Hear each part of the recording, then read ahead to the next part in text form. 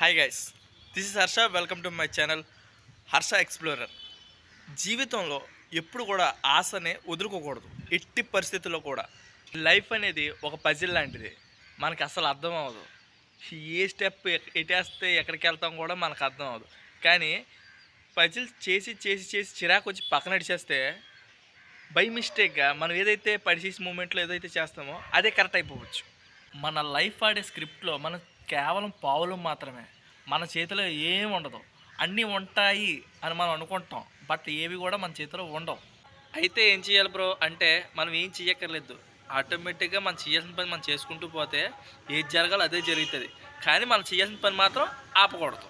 Bro అసలు నువ్వేం చెప్దాం అనుకుంటున్నావు, మాకేం అర్థం అవ్వట్లేదు, కొంచెం క్లారిటీ చెప్తావా అని మీరు అంటారు కదా. ఆ విషయంలోకి వస్తున్నాను. లైఫ్లో కొందరు కొన్ని విషయాల కోసం పరితపిస్తారు. దానికోసం అసలు నిద్రాహారాలు మానేసి విపరీతంగా కష్టపడతారు, బట్ వాళ్ళకి అది చేరదు. కొంతమంది ఉంటారు, వాళ్ళు దేని గురించి పట్టించుకోరు, వాళ్ళ పనులు చేసుకుని పోతారు.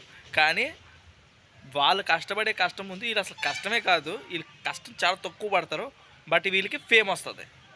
ఎవరి గురించి చెప్తారో మీకు ఏం క్లారిటీ వచ్చిందా, లేకపోతే నేను చెప్పాలా? సరేలే, నేనే చెప్తా. రీసెంట్గా కుంభమేళాలో పూసలు అమ్ముకునే ఒక అమ్మాయి. అంటే తప్పేముంది, వాళ్ళు కష్టపడుతున్నారు, అది తప్పు కాదు.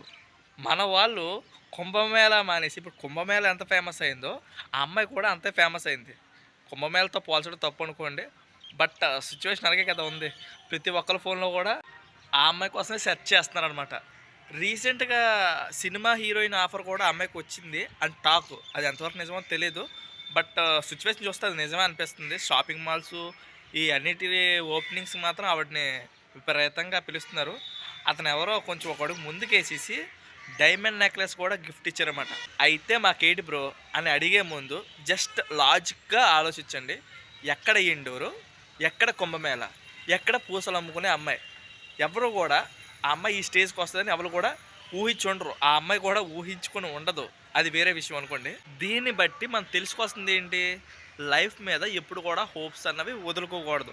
అర్రే అర్రే అర్రే నా లైఫ్ అయిపోయింది, ఇంకా నాకు ఛాన్స్ లేదు, నాకు అప్పులు మీదకి వచ్చి పడిపోయాయి, ఇంకా నేను ఇంకేం చేయలేను, ఈఎంఐ నేను కట్టలేను అని జీవితంలో నిరాశతోటి చాలామంది ఉంటారు. సో వాళ్ళందరికీ కూడా ఇది ఎగ్జాంపుల్. ముందు కుంభమేళాకి వెళ్ళే ముందు ఆ అమ్మాయి కేవలం ఒక పూసలు అమ్ముకునే అమ్మాయి, ఈరోజు ఒక సెలబ్రిటీ. లైఫ్ ఎటైనా తిప్పచ్చు, బట్ ఆ రోజు కోసం ఎదురు చూడండి. అంతేగాని తప్పుడు నిర్ణయాలు మాత్రం ఎట్టి పరిస్థితుల్లో తీసుకోవద్దు. Especially youth. మెయిన్ నాకు తెలుసు కదా, అయితే ఈఎంఐలు లేదంటే అమ్మాయిలు, ఈ రెండే కదా. కుదిరితే ఈ రెండు కూడా అవాయిడ్ చేయండి. అమ్మాయిల్ని అవాయిడ్ చేయండి, ఈఎంఐలు కూడా అవాయిడ్ చేయండి. కష్టం అనుకోండి, బట్ తప్పదు. ఇన్ కేస్ ఒకసారి మీరు సెటిల్ అయిపోయిన తర్వాత ఆటోమేటిక్గా అన్నీ అయ్యే వస్తాయి. బట్ సెటిల్మెంట్ ఎప్పుడు వస్తుంది అంటే ఏ క్షణమైనా రావచ్చు. రాత్రి అయినా రావచ్చు, లేకపోతే 10 సంవత్సరాలు పోయిన తర్వాత రాత్రికైనా రావచ్చు. బట్ మనమైతే హోప్స్ అన్నవి వదులుకోకూడదు. ఫైనల్గా నేను చెప్పొచ్చేది ఏంటంటే, పని చేయి, ఫలితం ఆశించుకో. నెక్స్ట్ నీ ఫేట టర్నింగ్ అవ్వచ్చేమో, దానికోసం వెయిట్ చేయి, అంతేగాని తప్పుడు నిర్ణయాలు తీసుకోవద్దు. ఫైనల్గా ఈ వీడియో ఇంతే. ఈ వీడియో కానీ మీకు నచ్చితే లైక్ చేయండి, షేర్ చేయండి, సబ్స్క్రైబ్ చేయడం మాత్రం మర్చిపోవద్దు. జై హింద్.